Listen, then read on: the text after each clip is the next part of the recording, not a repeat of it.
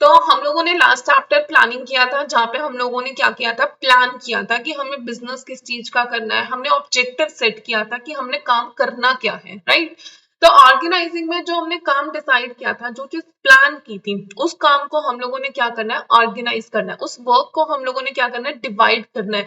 हम लोगों ने स्पेशलाइजेशन के अकॉर्डिंग डिफरेंट डिफरेंट डिपार्टमेंट्स में हम चीजों को डिवाइड कर सकते हैं। अथॉरिटी वर्किंग रिलेशनशिप हम लोग क्या कर सकते हैं, सेट कर सकते हैं, राइट। जल्दी से फटाफट से रीड करते हैं कि ऑर्गेनाइजिंग का मतलब क्या होता है। तो organising is the process of defining and grouping the activities of the enterprises and establishing authority relationship among them. तो यहाँ पे क्या है, ऑर्गेनाइजिंग डिफाइन करता है और ग्रुप करता है, कि डिफाइन करता है कि काम है क्या, फिर उस काम को ग्रुप करता है अपनी डिफरेंट डिफरेंट एक्टिविटीज के अंदर। जैसे प्रोडक्शन डिपार्टमेंट को हम लोगों ने प्रोडक्शन का काम दे दिया, सेल्स का काम हम लोगों ने सेल्स डिपार्टमेंट को दे दिया, तो ऐसे ग्रुप कर दी एक्टिविटीज को, क्लियर। देन एस्टैब्लिश करता है अथॉरिटी रिलेशनशिप। अथॉरिटी रिलेशनशिप का मतलब है कि कौन किसको ऑर्डर दे सकता है, कौन उस काम के लिए रिस्पॉन्सिबल होगा, कौन उस काम के लिए अकाउंटेबल होगा। तो एक वर्किंग रिलेशनशिप क्या कर देता है, क्रिएट कर देता है, उसको हम लोग क्या कहेंगे, ऑर्गेनाइजिंग। आपको ये पर्सन का नाम लर्न करने की जरूरत नहीं है, आप डायरेक्ट सिर्फ ये ऑर्गेनाइजिंग की जो डेफिनेशन है उसे को ही लर्न कर सकते हो। Next, organising is a process that initiate the implementation of plan, कि प्लान जो हम लोगों ने बनाया था प्लानिंग के अंदर उसको इम्प्लीमेंट करना। सबको पता होना चाहिए कि कौन से एम्प्लॉय को क्या काम करना है, आपस में क्या वर्किंग रिलेशनशिप है, रिसोर्सेज कहाँ से आएंगे ताकि हमारा गोल अचीव हो सके, उसी को हम लोग क्या बोलेंगे, ऑर्गेनाइजिंग। दोनों में से आप कोई भी डेफिनेशन लिख सकते हो, बट प्रेफरेंस है कि आप फर्स्ट वाली डेफिनेशन को लिखो। नेक्स्ट आता है दैट इज स्टेप क्या है ऑर्गेनाइजिंग प्रोसेस में। हमारे पास जो है 4 स्टेप्स होते हैं। आप लोगों ने एक वर्ड सुना होगा, आइडिया। अब देखो, इसको लर्न करने का बेस्ट वे है कि इसका क्या नाम कर देंगे, IDAE। थोड़ा सा हमने चेंज कर दिया, लास्ट के 2 जो वर्ड्स हैं उनको हमने इंटरचेंज कर दिया। तो आई का मतलब है आइडेंटिफिकेशन करना और डिवीजन करना वर्क को। डी मतलब डिपार्टमेंटलाइजेशन करना। ए मतलब असाइन करना ड्यूटीज को। ई मतलब एस्टैब्लिश करना वर्किंग रिलेशनशिप को। तो फटाफट से पढ़ते हैं क्या है। तो फर्स्ट है that is identification and division of work. पहला स्टेप यही है कि आइडेंटिफाई करो कि काम क्या है, फिर उस काम को क्या कर दो, डिवाइड कर दो अकॉर्डिंग टू द स्पेशलाइजेशन। जैसे प्रोडक्शन का काम प्रोडक्शन डिपार्टमेंट में कर दिया, सेल्स का काम सेल्स डिपार्टमेंट में कर दिया, मार्केटिंग का मार्केटिंग डिपार्टमेंट में। तो हमने काम को क्या कर दिया, डिवाइड कर दिया, जैसे भी हमने काम को प्लान किया था। डिवीजन ऑफ वर्क से क्या हो जाएगा कि हर किसी को पता होगा किसने क्या काम करना है, तो एक काम 2 बार नहीं होगा, डुप्लीकेशन नहीं होगी, एक ही पर्सन के ऊपर कोई बर्डन नहीं रहेगा। मैनेजर डिवाइड करता है वर्क को स्मॉलर यूनिट में, और जो वो छोटी छोटी यूनिट्स होती हैं वर्क को, उसी को हम लोग क्या कहते हैं, जॉब। नेक्स्ट आता है डी, यानी कि डिपार्टमेंटलाइजेशन। अब काम को डिवाइड कर दिया हमने छोटे छोटे जॉब्स में, तो जो सिमिलर नेचर की जॉब्स है उनको हमने एक चीज के अंदर ग्रुप कर दिया और उसको हमने एक ही डिपार्टमेंट के अंदर डाल दिया। अब डिपार्टमेंटेशन या ग्रुपिंग ऑफ जॉब्स जो है हम डिफरेंट डिफरेंट वे से कर सकते हैं, जैसे कि हम फंक्शनल डिपार्टमेंटेशन कर सकते हैं या डिविजनल डिपार्टमेंटेशन कर सकते हैं। देखो, फंक्शन डिपार्टमेंट में मतलब क्या है कि हम लोग जो डिपार्टमेंट्स है ना, फंक्शंस के अकॉर्डिंग डिवाइड कर सकते हैं। जैसे प्रोडक्शन को हम लोगों ने कर दिया अलग में, जैसे प्रोडक्शन को हम लोगों ने अलग कर दिया, और उसके बाद हम लोगों ने सेल्स का डिपार्टमेंट अलग कर दिया, हम लोगों ने मार्केटिंग का डिपार्टमेंट अलग कर दिया, फाइनेंस का डिपार्टमेंट हम लोगों ने अलग कर दिया। तो ये हम लोगों ने क्या करा, फंक्शंस के बेस पे क्या कर दिए, डिपार्टमेंट्स बना दिए।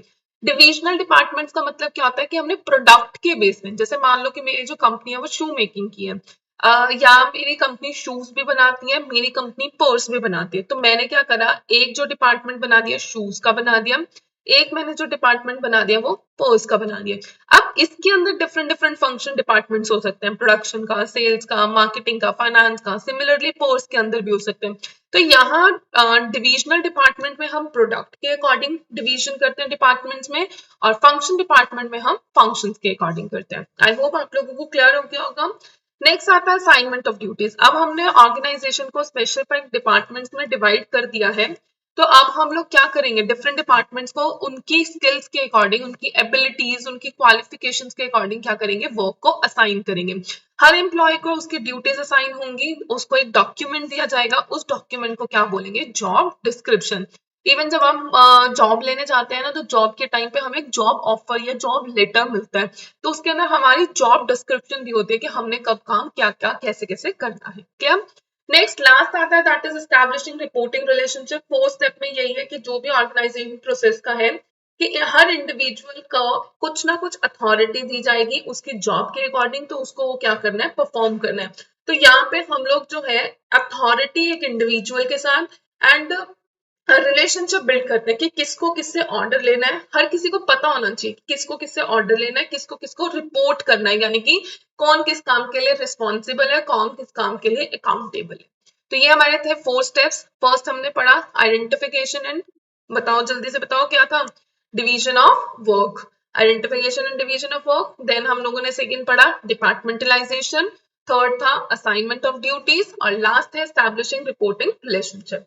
नाउ नेक्स्ट आता है कि क्या इंपॉर्टेंस है ऑर्गेनाइजिंग की, हम क्यों करते हैं ऑर्गेनाइजिंग। तो फर्स्ट है बेनिफिट ऑफ स्पेशलाइजेशन। अब हर इंडिविजुअल को उसके काम टोटल पार्ट को, मतलब टोटल पार्ट को स्मॉलर पार्ट में डिवाइड करके हर इंडिविजुअल को कोई ना कोई काम दिया गया है। अब वर्क को स्मॉलर यूनिट्स में डिवाइड कर दिया, जो भी यूनिट्स हैं उसको हमने उसकी क्वालिफिकेशन उनकी स्पेशलाइजेशन के अकॉर्डिंग क्या कर दिया, उनको अलॉट कर दिया। तो यहाँ से क्या होगा, देखो एक काम हम बार बार करेंगे तो उसमें स्पेशलाइजेशन बन सकते हैं, तो यहाँ बेनिफिट मिलेगा हमें उस स्पेशलाइजेशन का। नेक्स्ट है रोल क्लैरिटी। अब हर एम्प्लॉय को कोई ना कोई काम असाइन करा गया है, तो हर किसी को रोल क्लैरिटी रहेगी कि किसको क्या काम करना है और किसको क्या काम नहीं करना है। मैनेजर क्लियरली डिफाइन कर सकते हैं जॉब को, और जो जॉब है रिटन डॉक्यूमेंट पे अगर लिखी जाती है तो उसको हम लोग क्या बोलते हैं, जॉब डिस्क्रिप्शन। नेक्स्ट आता है clarity in a working relationship. अब ऑर्गेनाइजेशन में ये भी क्लियर होता है कि किसके पास कितनी पावर है, अथॉरिटी कौन कितनी इंजॉय कर रहा है। हर मैनेजर को क्लियरली पता होना चाहिए कि वो किसको ऑर्डर देगा और किससे ऑर्डर वो रिसीव कर सकता है। Next effective administration. ऑर्गेनाइजेशन एक क्लियर डिस्क्रिप्शन दे देता है रोल्स और ड्यूटीज का जो उन्होंने करना है, जिससे कंफ्यूजन नहीं होती, कोई डुप्लीकेशन नहीं होता, क्लैरिटी रहती है वर्किंग रिलेशनशिप में, ताकि वो अपना वर्क जो है प्रॉपरली एग्जीक्यूट कर सके। नेक्स्ट है दैट इज अडैप्शन टू चेंज। जो प्रोसेस है ऑर्गेनाइजेशन का वो अलाउ करता है ऑर्गेनाइजिंग को कि जैसे बिजनेस एनवायरनमेंट में कुछ भी चेंजेस आते हैं तो वो हमारे और बिजनेस में जो भी ऑर्गेनाइज करा हुआ है हम लोगों ने वो हम मॉडिफाई कर सके according to the business environment. Next है डेवलपमेंट ऑफ पर्सनल। अब यहाँ पे पर्सनल यानी कि जो भी इंडिविजुअल है, जो भी सबॉर्डिनेट है, उसकी भी डेवलपमेंट होती है। कैसे होती है कि जो मैनेजर्स है ना वो अपना वर्कलोड रिड्यूस करने के लिए ना जो रूटीन जॉब का काम होता है वो किसको दे देते हैं, सबऑर्डिनेट को दे देते हैं। तो इससे मैनेजर को हेल्प होती है कि वो न्यू मेथड्स और नए नए टास्क को क्या कर सके, परफॉर्म कर सके, जिससे उसकी क्या होगी, डेवलपमेंट हो जाएगी। Next expansion and growth. Organising help करता है ग्रो करने में, डाइवर्सिफाई करने में अपने एंटरप्राइजेस को। कैसे कर सकते हैं, ये अलाउ करता है बिजनेस एंटरप्राइजेस को, आप नई नई जॉब पोजीशंस इसके अंदर ऐड कर सकते हो, डिपार्टमेंट्स और ऐड कर सकते हो, अपने प्रोडक्ट को क्या कर सकते हो, डाइवर्सिफाई कर सकते हो और एक्सपैंड कर सकते हो। आई होप आप लोगों को इंपॉर्टेंस तक क्लियर हो गया होगा। नेक्स्ट टॉपिक आता है हमारा दैट इज ऑर्गेनाइजेशन स्ट्रक्चर। अब ऑर्गेनाइजेशन स्ट्रक्चर का मतलब क्या होता है, बिजनेस है कैसा, कितने डिपार्टमेंट्स हैं, क्या रूल्स हैं बिजनेस के, कि बिजनेस बना कैसा हुआ है, किसको क्या काम करना है, क्या काम नहीं करना। एक तरह से फ्रेमवर्क कि बिजनेस कैसे बना हुआ है, बिजनेस का स्ट्रक्चर कैसा है, किसको इसको क्या टास्क परफॉर्म करने हैं, रिलेशनशिप कैसा है लोगों का, रिसोर्सेज का, वर्क का आपस में।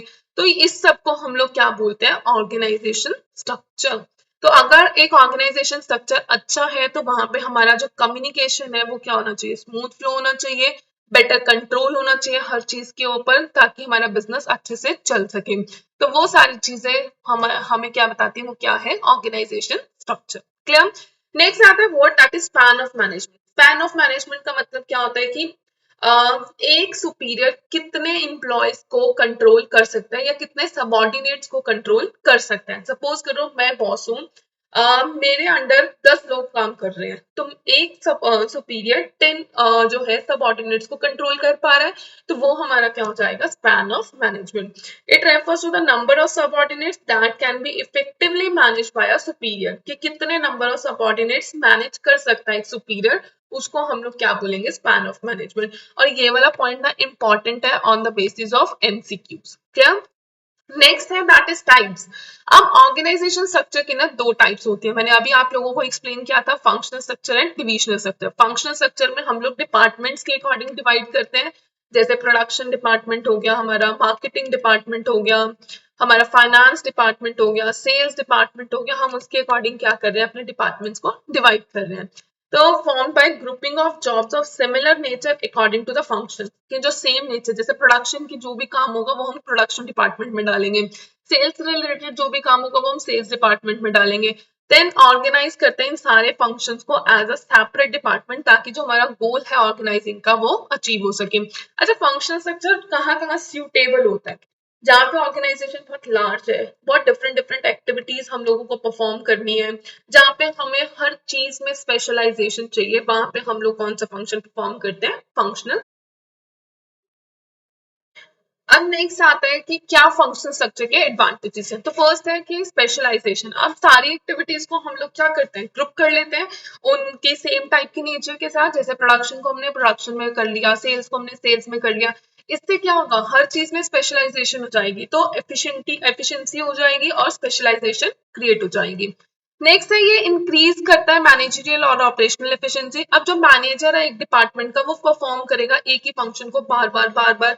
इससे क्या होगा? वो और ज्यादा स्पेशलाइज्ड होगा और उसकी एफिशिएंसी इंप्रूव हो जाएगी, राइट। Easy coordination. अब जो डिपार्टमेंट्स हम लोग फंक्शनल स्ट्रक्चर में फॉर्म करते हैं, आपस में एक दूसरे के ऊपर क्या होता है? इंटरडिपेंडेंट है। जैसे कि प्रोडक्शन डिपार्टमेंट प्रोडक्शन करेगा तभी तो सेल्स डिपार्टमेंट सेल कर पाएगा, सेल कर पाएगा तभी तो फाइनेंस डिपार्टमेंट के पास पैसा आएगा, तभी तो रॉ मटेरियल खरीद सकते हैं। तो आपस में क्या है? इंटरडिपेंडेंट है एक दूसरे के ऊपर। इसका मतलब क्या है? जो एक्टिविटीज है एक डिपार्टमेंट की, वो डिपेंड होती है अदर डिपार्टमेंट की परफॉर्मेंस पे। हम लोगों को ट्रेनिंग देना बहुत आसान हो जाता है, क्योंकि हमें पता है कि अगर इस पर्सन ने प्रोडक्शन से रिलेटेड काम करना है तो उसको उसी से रिलेटेड ट्रेनिंग देनी पड़ती है, सेल्स से रिलेटेड काम करना है तो उसको सेल्स से रिलेटेड ट्रेनिंग दो। तो बहुत ईजी हो जाता है हर एम्प्लॉय को ट्रेनिंग देना उसकी स्किल्स के अकॉर्डिंग। तो ये क्या है? इफेक्टिव ट्रेनिंग है। नेक्स्ट आता है कि डिसएडवांटेजेस क्या है फंक्शनल स्ट्रक्चर के। डिफिकल्ट है ऑर्गेनाइजेशन गोल को अचीव करना। देखो, हर डिपार्टमेंट अपने अकॉर्डिंग स्पेशलाइज्ड है। जैसे प्रोडक्शन प्रोडक्शन में ही स्पेशलाइज है, तो वो पूरे ऑर्गेनाइजेशन के पर्सपेक्टिव से नहीं सोचेगा, वो अपने डिपार्टमेंट के पर्सपेक्टिव से सोचेगा, वो अपना गोल अचीव करेगा। उसको कोई मतलब नहीं है कि वो ऑर्गेनाइजेशन का गोल अचीव हो रहा है या नहीं हो रहा। तो बहुत डिफिकल्ट हो जाएगा ऑर्गेनाइजेशन गोल को अचीव करना। इनफ्लेक्सिबिलिटी। एम्प्लॉयज को सिर्फ एक ही फंक्शन की ट्रेनिंग दी जा रही है, बाय चांस अगर मुझे उसे किसी और डिपार्टमेंट में ट्रांसफर करना है तो मैं नहीं कर सकती हूँ। तो बहुत ज्यादा क्या है? इनफ्लेक्सिबिलिटी है कि ट्रांसफर शिफ्टिंग या ट्रांसफर जो है पॉसिबल नहीं है। Conflict of interest. कई बार बहुत ज्यादा लड़ाई झगड़े हो जाते हैं जब दो या दो से ज्यादा डिपार्टमेंट आपस में कंपैटिबल नहीं होते। प्रोडक्शन बोलता है कि मैं इतनी ज्यादा प्रोडक्शन नहीं कर सकता या मैं इतनी प्रोडक्शन कर सकता हूँ, सेल्स बोलता है कि कस्टमर की डिमांड नहीं है, प्रोडक्शन कम करो, फाइनेंस बोलता है मुझे पैसा लाके दो। तो पॉसिबल नहीं है, आपस में कॉन्फ्लिक्ट होने के चांसेस ज्यादा है, तो वहां पे क्लियर सेपरेशन नजर आता है। नेक्स्ट है प्रॉब्लम है कोऑर्डिनेशन का। कई बार कोऑर्डिनेशन में भी प्रॉब्लम हो जाती है, क्योंकि जो इंफॉर्मेशन है वो अक्रॉस होती है फंक्शनली डिफरेंशिएटेड डिपार्टमेंट्स, यानी कि department to department, department to department. ऐसे क्या होता है कि जो भी इंफॉर्मेशन होती है वो एक्सचेंज होती है, तो इससे कई बार जो है ना नमक मिर्च लगा के आगे ट्रांसफर कर देते हैं बातों को, तो वो बहुत ज्यादा कॉन्फ्लिक्ट या बहुत ज्यादा प्रॉब्लम्स क्रिएट कर देता है आपस में कोऑर्डिनेट करने में। अब जैसे कि मान लो सेल्स डिपार्टमेंट है, वो कहता है कि सेल क्यों नहीं हो रही, क्योंकि क्वालिटी अच्छी नहीं है। वो कहता है प्रोडक्शन डिपार्टमेंट रॉ मटेरियल अच्छा नहीं है, तो सारे एक दूसरे के ऊपर ब्लेम करना स्टार्ट कर देते हैं। ये तो हमारा फंक्शन स्ट्रक्चर। नेक्स्ट आता है हमारे पास डिविजनल स्ट्रक्चर। डिविजनल स्ट्रक्चर में हम लोग क्या करते हैं? प्रोडक्ट को लेकर क्या करते हैं? डिवीजन करते हैं।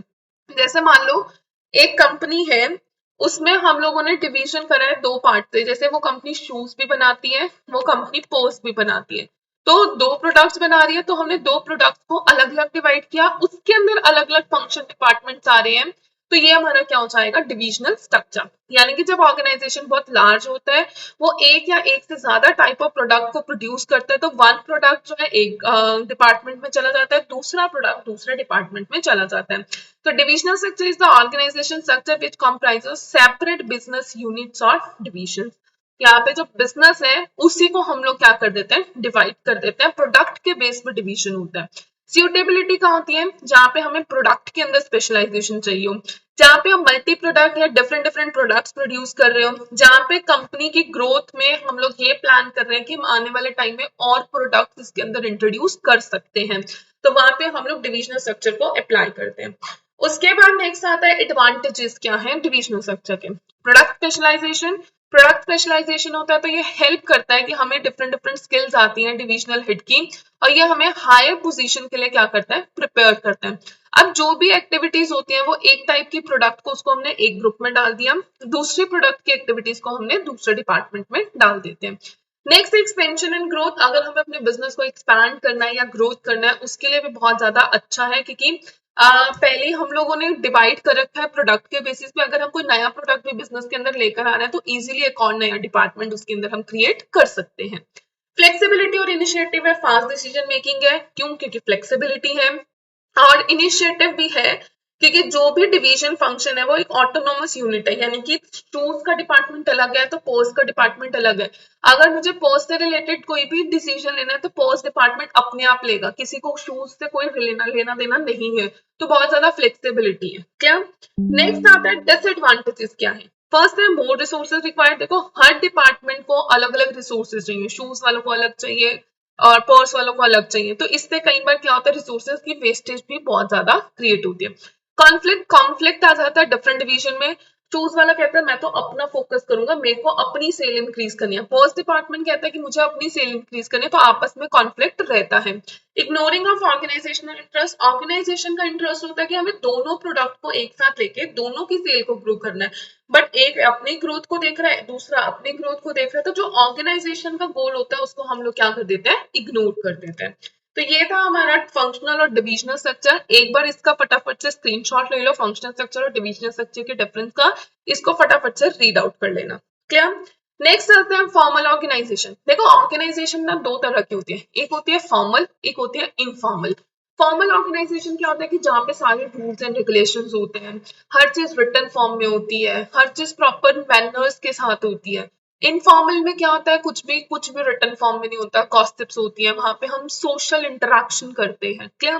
तो फटाफट से रीड करते हैं फॉर्मल ऑर्गेनाइजेशन क्या होता है। फॉर्मल ऑर्गेनाइजेशन का मतलब क्या है, जैसे कि ऑर्गेनाइजेशन स्ट्रक्चर जो डिजाइन होता है पर्टिकुलरली मैनेजमेंट के लिए, और ताकि हम अपना जो पर्टिकुलर टास्क है ऑर्गेनाइजेशन का उसको अचीव कर सके। ये क्लियरली एक बाउंड्रीज क्रिएट कर देता है अथॉरिटी और रिस्पॉन्सिबिलिटी के बीच में, कोऑर्डिनेशन होना चाहिए आपस में हर एक्टिविटीज के बीच में, ताकि जो ऑर्गेनाइजेशन का गोल है हम उसे क्या कर सके, अचीव कर सके। नेक्स्ट फीचर्स क्या है ऑर्गेनाइजेशन स्ट्रक्चर फॉर्मल ऑर्गेनाइजेशन के? द फर्स्ट है कि ये जो है इंटेंशनली क्रिएट होता है, खुद से क्रिएट करती है ऑर्गेनाइजिंग। तो पर्पस क्या होता है, ताकि जो ऑर्गेनाइजेशन का गोल है वो हम अचीव कर सके। हर इंडिविजुअल को एक फिक्स अथॉरिटी या एक डिसीजन मेकिंग पावर दी जाती है कि किसको क्या काम करना है, कैसे करना है, कौन किसके लिए रिस्पॉन्सिबल है, कौन नहीं है। क्या नेक्स्ट है, क्या एडवांटेजेस है, डिसएडवांटेजेस क्या है? Systematic working. अब यहाँ पे जो भी काम है ना वो पूरा सिस्टमैटिकली चलता है, रिटन फॉर्म में चलता है, कोई कंफ्यूजन नहीं होती, कोई कॉन्फ्लिक्ट ऑफ इंटरेस्ट के चांसेस बहुत कम होते हैं। कोऑर्डिनेशन आपस में होना चाहिए हर डिपार्टमेंट के बीच में, हर एक्टिविटीज के बीच में, तभी हम ऑर्गेनाइजेशन का गोल अचीव कर सकेंगे। वही है कि ये हेल्प करता है ऑर्गेनाइजेशन के गोल को अचीव करने में। नेक्स्ट डिसएडवांटेजेस क्या है? डिले इन एक्शन है, क्यों? क्योंकि ये क्या फॉलो करते हैं, स्केलर चेन, यानी कि top to lower, lower to top. तो यहाँ पे कई बार जो है एक्शंस बहुत ज्यादा डिले हो जाता है। एम्फेसाइजेस ऑन वर्क ओनली, यहाँ पे सारा इंपॉर्टेंस सिर्फ काम को दिया जाता है, कोई रिलेशन नहीं बनाना, कोई अपना टैलेंट नहीं दिखाना, कोई क्रिएटिविटी दिखानी, कुछ भी नहीं दिखाना। क्या इनएडिक्वेट रिकॉग्निशन ऑफ क्रिएटिविटी। अब यहाँ पे जो ऑर्गेनाइजेशन प्रैक्टिस होती है वो बहुत पुअर होती है, क्योंकि हम किसी के टैलेंट को नहीं देखते, किसी के टैलेंट को रिकॉग्नाइज नहीं करते, ना ही ये कोई अलाउ करता है कि जो भी पॉलिसीज है उसके अंदर हम कुछ भी चेंजेस लेकर आ सकें। क्लियर? इसका एक मेन एग्जांपल ले सकते हैं, स्कूल में सारा काम क्या चलता है, प्रॉपर डिसिप्लिन के साथ चलता है। जो भी आपके पास नोटिस आता है वो रिटन फॉर्म में आता है टीचर के पास, फिर टीचर आप लोगों को रिटन में लिखवाती है। तो ये हमारा फॉर्मल ऑर्गेनाइजेशन हो गया। अब टीचर्स आपस में आफ्टर स्कूल वो मिल रही हैं, गॉसिप्स कर रही हैं, डिस्कशंस कर रही हैं, इंटरेक्शंस कर रही हैं, वो हमारा किसके अंदर आ जाएगा, इनफॉर्मल ऑर्गेनाइजेशन में। हम बोलते हैं ना कि ये वाले टीचर तो दूसरे टीचर की बहुत अच्छी फ्रेंड है, बेस्ट फ्रेंड्स है, इनको हमने इंस्टाग्राम पे स्टॉक किया है, तो वो हमारा किसके अंदर आएगा, इन फॉर्मल ऑर्गेनाइजेशन के अंदर। क्या यहाँ पे क्या है, इंटरेक्शन होता है लोगों के बीच में, work give rise to a network of social relationship among employees. यहाँ पे हम एम्प्लॉयज का आपस में सोशल रिलेशनशिप क्या होता है, स्टार्ट होता है, उसको हम लोग क्या बोलते हैं, इनफॉर्मल ऑर्गेनाइजिंग। अब इनफॉर्मल ऑर्गेनाइजेशन स्ट्रक्चर जो है ये ऑटोमेटिकली क्रिएट हो जाता है, कई बार बॉन्डिंग किसी टीचर के साथ ऑटोमेटिकली हमारी बन जाती है, ये साइकोलॉजिकल सेटिस्फेक्शन के लिए होता है। देखो ऑफिस में तो सिर्फ काम काम काम होता है।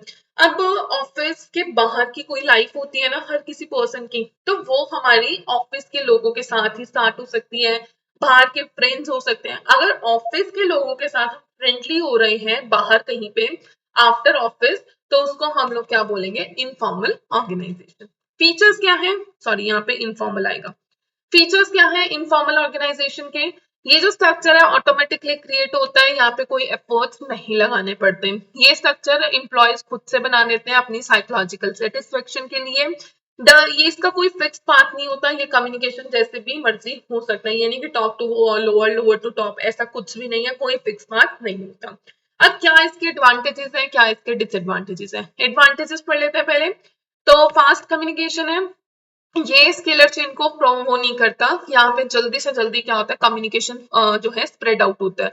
False social needs, informal communication जो है इंपॉर्टेंस देता है साइकोलॉजिकल और सोशल नीड्स, जिससे क्या होता है एम्प्लॉय मोटिवेट होता है और उसकी जो जॉब सेटिस्फेक्शन, देखो हमारे फ्रेंड्स बन जाते हैं, तो उसी रीजन की वजह से हम कई बार जॉब नहीं चेंज करते। क्या क्या तो मेरा फ्रेंड काम करता है, मेरी बॉन्डिंग भी इससे अच्छी है, चल छोड़ मेरे को क्या करना है स्विच करके, वहां पे भी तो सेम चीज है।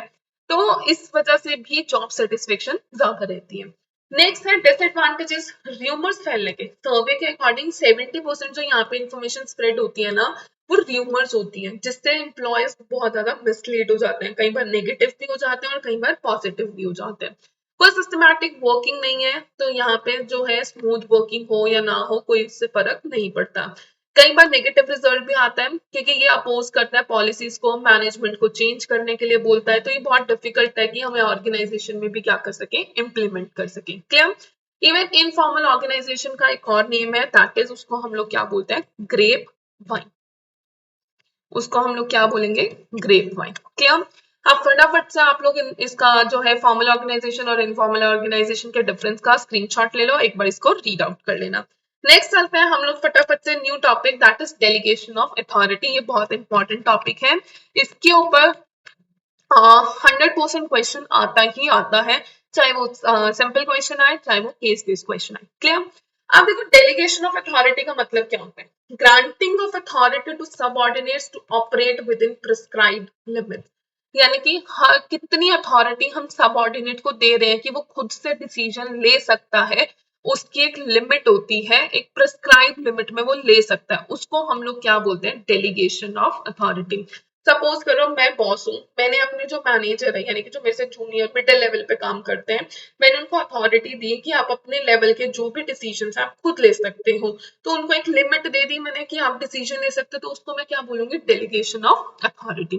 डेलीगेशन का मतलब क्या होता है, ट्रांसफर करना अथॉरिटी सुपीरियर से सबऑर्डिनेट की तरफ। ये एक तरह से इंटरेस्टमेंट है, एक उनकी रिस्पॉन्सिबिलिटी बन जाती है कि उनको वो काम करना है, और इससे अकाउंटेबिलिटी फॉर परफॉर्मेंस कि उन्होंने वो काम कैसे किया, क्यों किया, उसके लिए वो आंसरेबल करने लायक बन जाते हैं।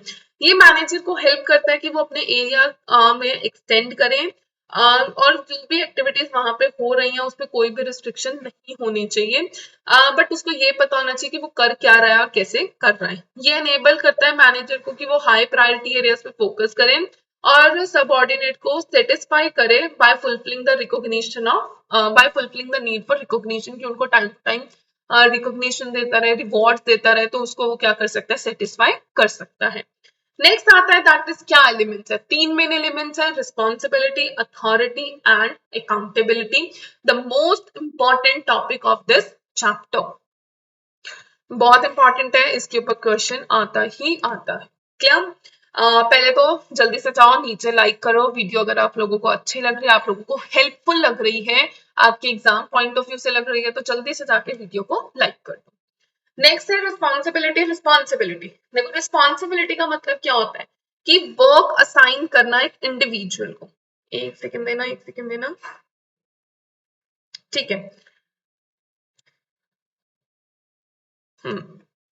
रिस्पॉन्सिबिलिटी मतलब होता है दैट इज वर्क असाइंड, कहाँ गया ये रहा, टू एन इंडिविजुअल। इसका मतलब क्या है कि एक रिस्पॉन्सिबिलिटी दे देना किसी को काम की, कि हाँ तुम्हें ये काम करके देना है। अब मैंने किसी को बोल दिया कि आपको मुझे ये काम करके देना है, तो वो रिस्पॉन्सिबल हो गया उस चीज के लिए। तो इसके अंदर सारे फिजिकल और मेंटल एक्टिविटीज आती हैं जो भी एक एम्प्लॉय को एक पर्टिकुलर जॉब के अंदर उसको परफॉर्म करना पड़ता है। अब फीचर्स क्या है रिस्पॉन्सिबिलिटी के? रिस्पॉन्सिबिलिटी एक ऑब्लिगेशन है सबऑर्डिनेट की कि उसको प्रॉपरली अपने टास्क को क्या करना है, जो भी उसको टास्क दिया गया उसको परफॉर्म करना है। ऑब्लिगेशन मतलब एक उसकी ड्यूटी बन जाती है। ऑब्लिगेशन का मतलब क्या होता है? ड्यूटी बन जाती है कि उसको वो काम करना ही करना है। ये जो होती है रिस्पॉन्सिबिलिटी वो अपवर्ड फ्लो होती है, क्योंकि यहाँ पे सबऑर्डिनेट को सबऑर्डिनेट हमेशा रिस्पॉन्सिबल होता है सुपीरियर को। तो सबऑर्डिनेट नीचे वाला है, सुपीरियर ऊपर वाला है, तो अपवर्ड फ्लो। क्या? उसके बाद नेक्स्ट आता है दैट इज अथॉरिटी। अथॉरिटी का मतलब क्या होता है कि किसके पास कितनी पावर है कि वो डिसीजन ले सके। To carry on the responsibility every employee needs to have some authority. अब रिस्पॉन्सिबिलिटी को फुलफिल करने के लिए हर एक एम्प्लॉय के पास कुछ ना कुछ अथॉरिटी होती है कि वो अपने आप कुछ ना कुछ डिसीजन ले सकते हैं अपने पॉइंट पे। तो जब मैनेजर अपनी रिस्पॉन्सिबिलिटी को सबऑर्डिनेट के पास करते हैं तो वो कुछ ना कुछ अथॉरिटी भी उसको क्या करते हैं? देते हैं। अब अथॉरिटी का मतलब क्या है? राइट टू टेक डिसीजन, कि उनके पास राइट होना चाहिए वो डिसीजंस ले सकें। वो सुपीरियर सबऑर्डिनेट के रिलेशनशिप को डिटरमाइन करते हैं। अथॉरिटी डाउनवर्ड फ्लो होती है सुपीरियर टू सबऑर्डिनेट, क्योंकि रिस्पॉन्सिबिलिटी देते टाइम हम लोग उनको अथॉरिटी भी ट्रांसफर कर रहे हैं तो डाउनवर्ड फ्लो होती है। अथॉरिटी किसके इक्वल होती है? रिस्पॉन्सिबिलिटी के इक्वल होती है। क्लियर? नेक्स्ट लास्ट आता है अकाउंटेबिलिटी। अकाउंटेबिलिटी का मतलब क्या होता है कि उसके जो भी आउटकम आया है उसके लिए कौन आंसरेबल है, उसको हम लोग क्या बोलेंगे? अकाउंटेबिलिटी। सपोज करो मैंने अपने सबऑर्डिनेट को एक काम दिया, अब वो काम अच्छा नहीं हुआ तो उसके लिए आंसरेबल कौन होगा? सबऑर्डिनेट होगा।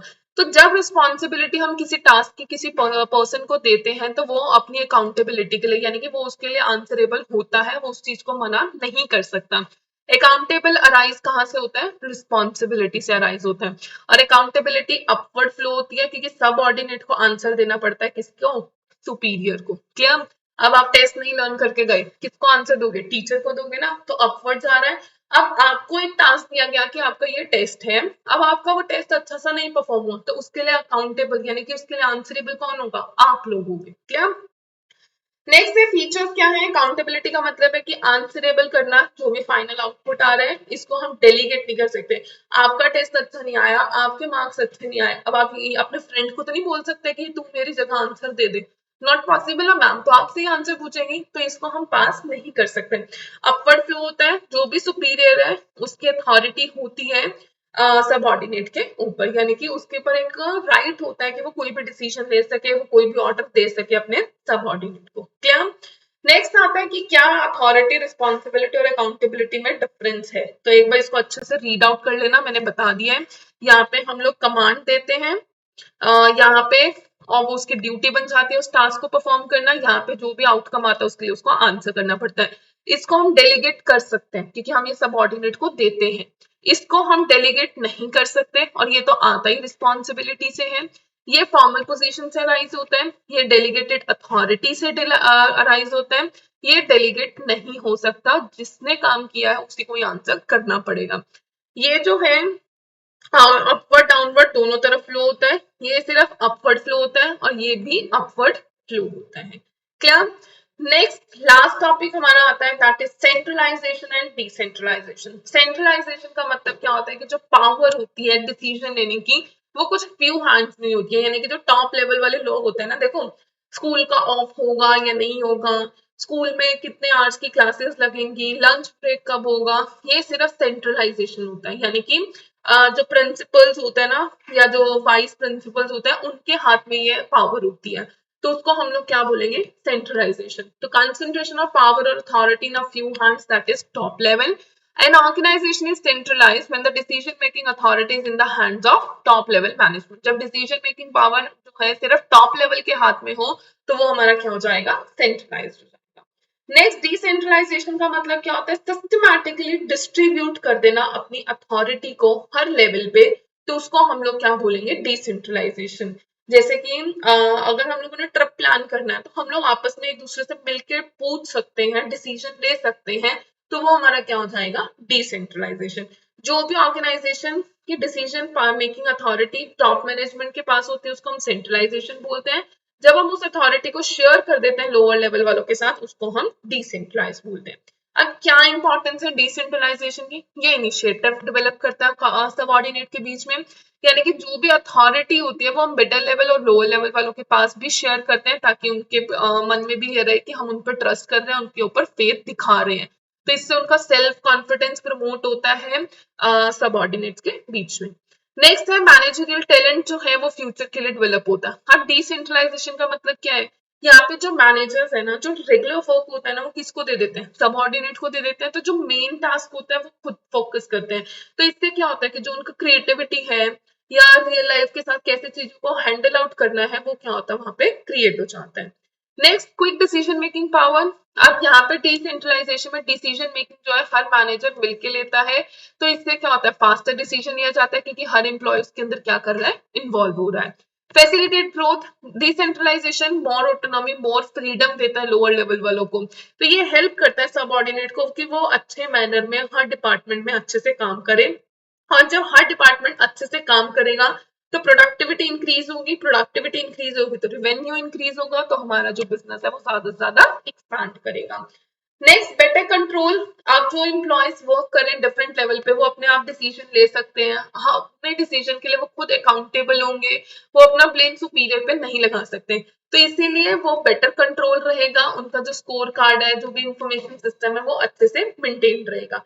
Relief to top management. अब सेंट्रलाइजेशन में क्या होता है कि डायरेक्ट सुपरविजन जो है वो कम हो जाती है, मतलब वहां पे डायरेक्ट सुपरविजन रखनी पड़ती है। बट यहाँ पे टॉप मैनेजमेंट को रिलीफ मिल जाता है कि क्योंकि मैनेजर्स जो है ना वो अपने वर्क खुद से हैंडल कर सकते हैं, तो यहाँ पे रिलीफ मिल जाता है टॉप मैनेजमेंट वालों को। क्लियर।